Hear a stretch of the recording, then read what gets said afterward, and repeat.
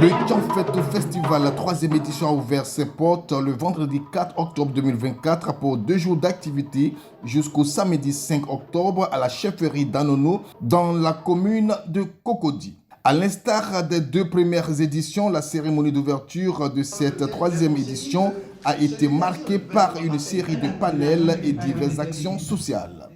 Après un décor planté par la chefferie à travers une libation, le président du comité d'organisation a présenté le contest du Tianfeto Festival, un événement culturel visant à éveiller la conscience des peuples hatchans. Nous sommes réunis ici pour susciter et célébrer l'excellence au sein de notre communauté, ceci en restant attaché à notre culture.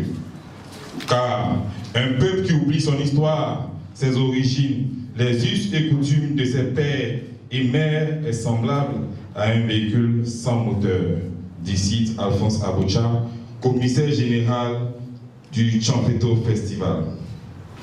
Connaître notre culture, c'est donc pour nous le moyen de prendre conscience de l'importance des sacrifices de nos pères, d'accepter leur héritage et de jauger les efforts que nous devons consentir pour prendre notre place dans la longue marche vers le développement de notre chère patrie, la Côte d'Ivoire. Cette édition, placée sous le thème « L'implication des villages dans le développement de la Côte d'Ivoire », a été introduite par une série de panels animés par des historiens, des enseignants d'université, des ingénieurs, des sociologues et plusieurs experts de la culture ivoirienne, en particulier du peuple hatchan et Dida.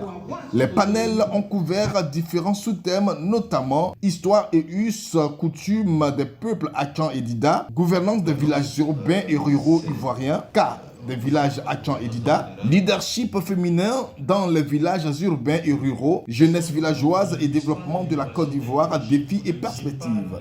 Ces moments d'échange ont permis aux panélistes et aux festivaliers de lever le voile sur l'histoire des peuples hatchan et Dida, touchant ainsi les jeunes, les femmes, les hommes et les villages.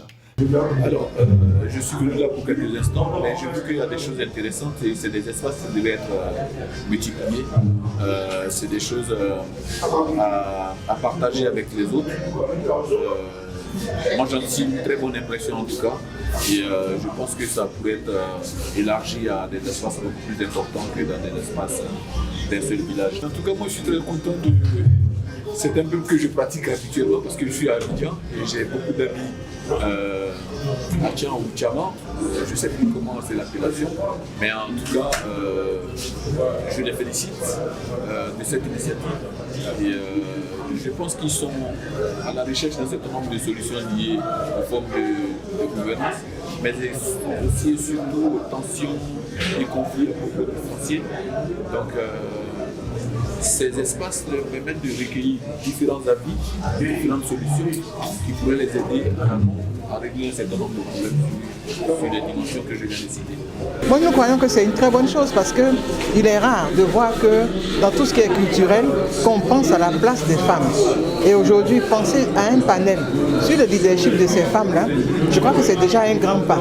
Ça nous permet déjà de démarrer le sujet et puis de pousser la réflexion ensuite, parce que nous croyons que les femmes qui sont venues ici, les hommes qui sont venus ici, vont repartir avec l'idée que la réflexion est ouverte et qu'il faut que des mécanismes soient mis en place désormais pour que la femme hatchan, pour que la femme Dida devienne également leader. Cette première phase a ouvert la voie à plusieurs autres activités en attendant les festivités prévues pour le samedi.